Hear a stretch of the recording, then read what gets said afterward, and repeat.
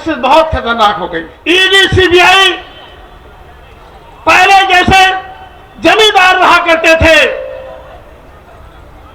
जो आदमी थोड़ा बढ़ चढ़ जाता था, पैसे से धनवान हो जाता था, उसके ऊपर डकैती डलवा लेते थे। भारतीय जनता पार्टी सत्ता का दुरुपयोग कर रही है, तो यह सौगंध खाना पड़ेगा, चाहे भाई हो कोई हो, अगर अन्याय के साथ है तो वो भी अन्यायी है। पूरे देश में जाति जनगणना और अधिकार की बात चली है। हमें भी प्रेरणा आप लोगों के संगठनों से मिली।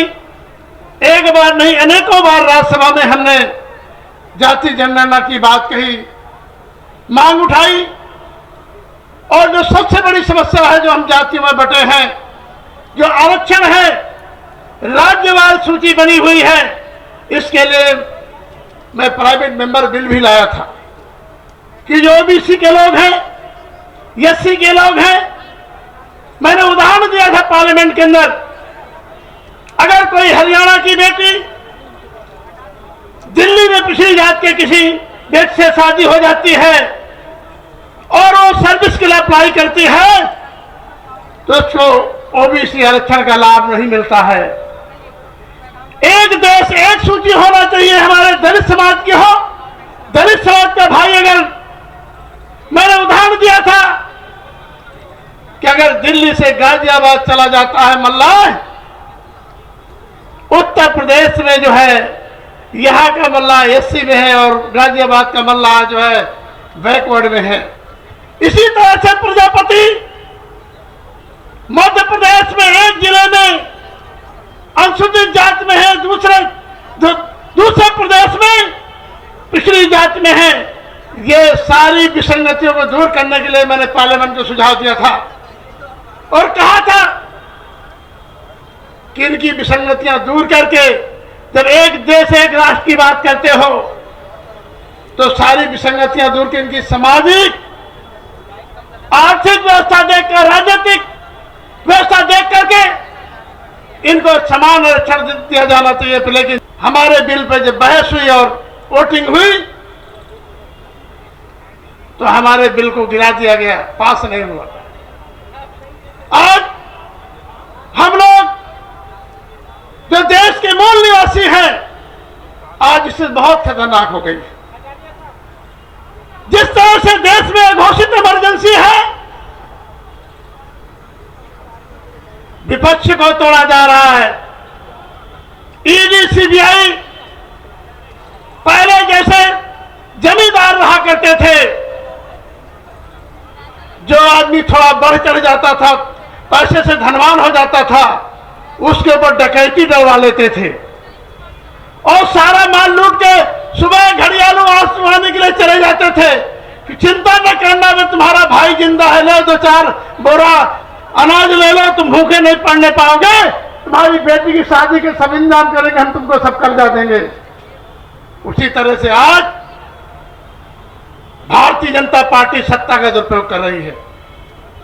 वो अधिकारी जो भारतीय जनता के पार्टी के इशारे पर ईडी सीबीआई चाहे पुलिस थाना से लगाकर जितने भी प्रशासनिक पदों में बैठे हैं, उनको याद रखना चाहिए कि बाबा साहब के दिए हुए संविधान के शपथ लेते हैं, शपथ से नौकरी पाते हैं और शपथ के बाद जब वो किसी के गुलाम बन जाते हैं तो ये बहुसंख्यक समाज के लिए खतरा हो रहा है।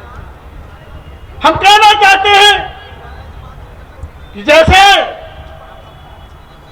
एक आपने वो सुना है, जंगल का शेर होता है।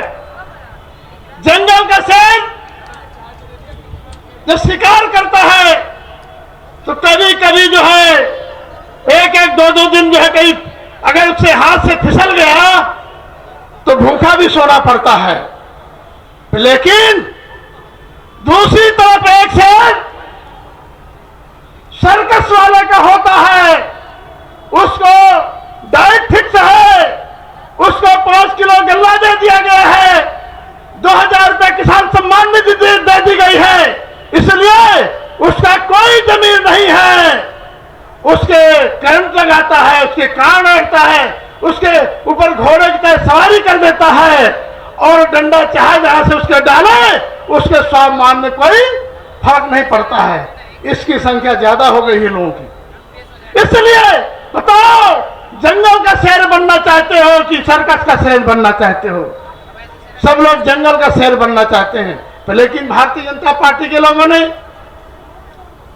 उन सर्कस के शेर के लोगों को सत्ता में बैठा दिया, बड़े बड़े पदों में बैठा दिया, ओहदों में बैठा दिया। और जब हम लोग जाति जनगणना की मांग उठाते हैं, कहीं अन्याय अत्याचार होता है उसकी बात उठाते हैं, तो उनको आगे कर देते हैं, उनको भेज देते हैं, कमीशन बना के भेज देते हैं, किसी तरह से खड़ा कर देते हैं। एक बार कुल्हाड़ी जंगल काट रही थी, कुल्हाड़ी से जंगल कट रहा था और संयोग से कुल्हाड़ी चुनाव में खड़ी हो गई।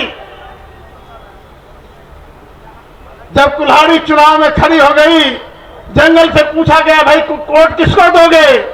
अरे मेरे पैगाम के लोग, तमाम संगठन के लोगों, पिछले चुनाव में कसम खाई थी हम सब लोगों ने कि भारतीय जनता पार्टी को हराना है। तमाम लोगों ने फिर कसम खाने के बाद, कॉन्स्टिट्यूशन क्लब में तमाम मीटिंग करने के बाद, आज जो भारतीय जनता पार्टी ने हमारे समाज के तोता गुलाम पाल रखे हैं, तमाम पदों में बना रखे हैं, केंद्र प्रदेश की सरकारों में बना रखे हैं, तो कुल्हाड़ जंगल कहता है कि वोट तो भाई हम कुल्हाड़ी को दे देंगे क्योंकि हमारा भाई बेट उनके साथ लगा हुआ है। तो भूल जाते हो, फिर बेट की बात करने लगते हो। आज यहाँ हमारी जो है समरसता सामाजिक न्याय अधिकार की बात होती है और जब चुनाव होता है तो कहते हैं हमारा भाई आ गया है, तो भाई की बात करने लगते हो। तो यह सौगंध खाना पड़ेगा, चाहे भाई हो कोई हो, अगर अन्याय के साथ है तो वो भी अन्यायी है। इसलिए हम लोग जो है पूरे देश में जाति जनगणना की मांग और हमारे जो संवैधानिक अधिकार हैं, जो निजीकरण किया जा रहा है, पूरे देश में घोषित इमरजेंसी लाओ के इसको खत्म करने के लिए 2024 में संकल्प लेंगे और भारतीय जनता पार्टी को इस सत्ता से बाहर करने का काम करेंगे। इन्हीं सफदर साहब, बहुत बहुत धन्यवाद। नेशनल दस्तक की आपसे गुजारिश है कि अगर इसको बचाना चाहते हैं तो नेशनल दस्तक को सब्सक्राइब करने के लिए रेड कलर के सब्सक्राइब बटन को दबाएं, फिर बेल आइकन की घंटी दबाएं। नेशनल दस्तक को बचाने के लिए बहुत जरूरी है कि हर खबर को शेयर करें, लाइक करें, कमेंट जरूर करें।